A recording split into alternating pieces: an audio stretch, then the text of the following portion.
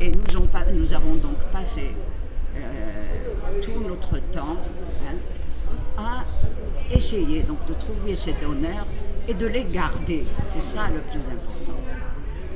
Et ainsi, nous avons constitué un groupe de donneurs de sang total et même un groupe pour les donneurs de plaquettes. Parce que le sang total est une chose et le donneur de plaquettes en est une autre.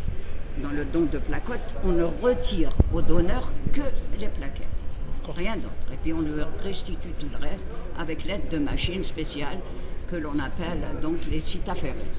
Les cytaphéreses, oui. Voilà. Et donc notre association, son objectif c'était celui-là, avoir des donneurs, faire tous les examens nécessaires en ce qui les concerne, sur leur groupage, leur phénotype, etc. et les orienter pour le don de sang total et pour les plaquettes. Parce que quand on a du sang total après, on peut évidemment séparer ce sang. Et ainsi, on peut aussi, par le biais du sang total, avoir des plaquettes, on peut avoir des globules rouges et on peut avoir, bien sûr, du plasma. Donc, nous, notre objectif, c'était les donneurs réguliers et fidèles. Voilà l'objectif de l'association. Très bien. C'était notre principal objectif et j'avoue que nous l'avons atteint. Très bien.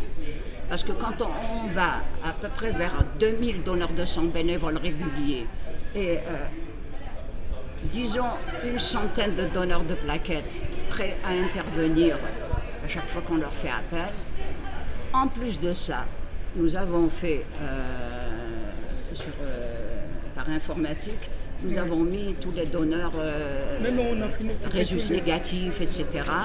Parce que pour le résus négatif, on préfère les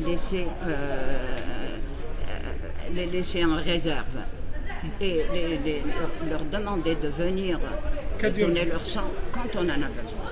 D'accord. Voilà. Très bien.